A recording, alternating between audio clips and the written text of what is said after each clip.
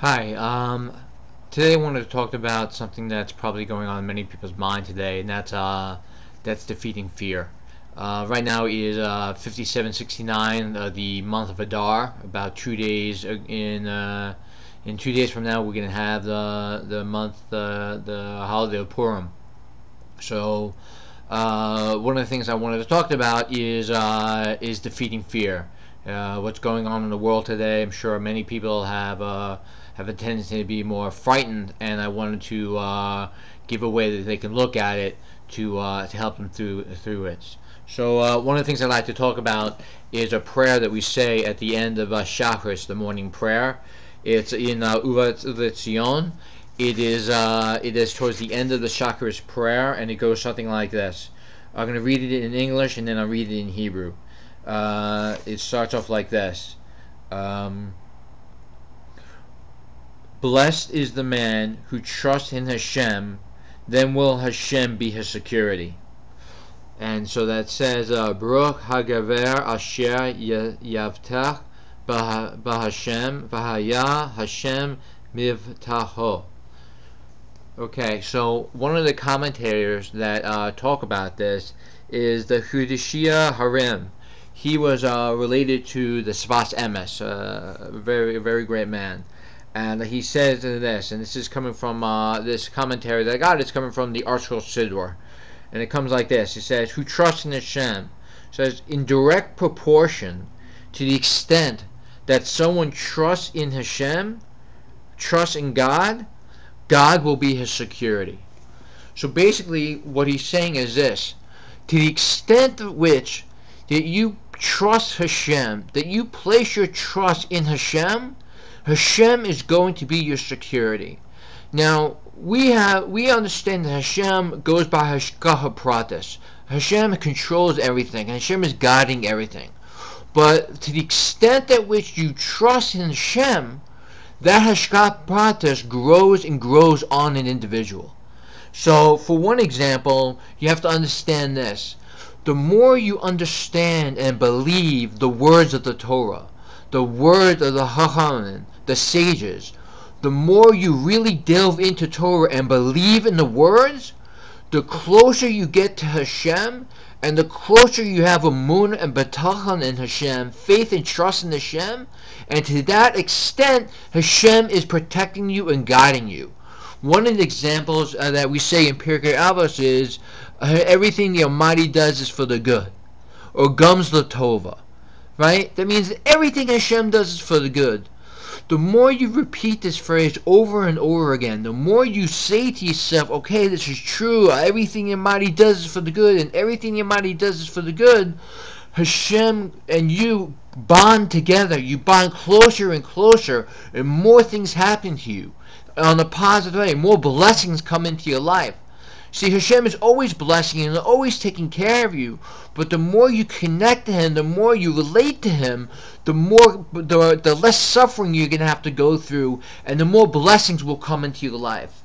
Now, and an example to this, let me give you an analogy of what's so important about having this emunah, having this betachon.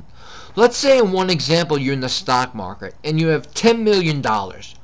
Okay, you have $10 million in the stock market, and you sell your stocks and you put it all in cash. Now you have your $10 million. Okay? Now let's say somebody on the other side, he has money in the stock market. He has, say, $10 million, but he doesn't sell. And it goes down to $9 million, and $8 million, $7 million. Finally, he's left with $50,000. Right? So the question you're going to ask yourself is, who is better off? Who is better off in this situation? Is it the one with the 10 million, or is it the one with the 50,000? Well, that depends on the individual. Because if the one with the $10 million says to himself, I have nothing to worry about, I have money to live on, I can buy things, I'm relaxed, I have no problems, okay, he may feel secure, but what is his connection to Hashem? Right? Where is his emunah? Where is his betachon? Where is his faith and trust in Hashem? Now the one with the 50,000 have to worry about, how am I going to feed my family, how am I going to feed myself, clothing, shelter, all these other things. So for him, he has to cry out to Hashem. To him, he has to trust in Hashem. And we know a mitzvah is greater than all the joy that has existed in the world going back to the dawn of time. A mitzvah is greater than that for one moment in the next world. So for this person, and the mitzvah of Amun is so great, so tremendous, it's hard to even understand. So for the person with the $50,000, he has to have Amun in Hashem. He has to trust in Hashem, and that grows a bond. That gives him mitzvahs and mitzvahs and mitzvahs for all eternity.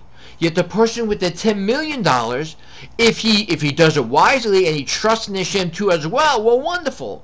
But it's a big test. It's a big test because we can think that it's the money is our security. And because of that, he doesn't get that mitzvah of Amunah. He doesn't feel that connection to Hashem. And he loses out on a great opportunity. Because we are here, as the Ramban says, to acknowledge Hashem and to thank Hashem. And it's very difficult acknowledging and thanking Hashem when you have this money in your account. So that is one thing. Another thing I want to talk about is, how do you have this trust? What if you don't have this trust? What if it's not in you? What if you hear the Torah, you hear the words, you understand Mount Sinai happened, you understand that Hashem is real, but it doesn't happen for you?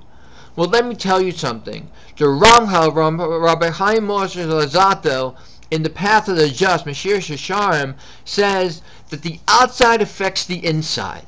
Right? And Rabbi Pliskin, he talks about try to act the part. And basically, what does that mean?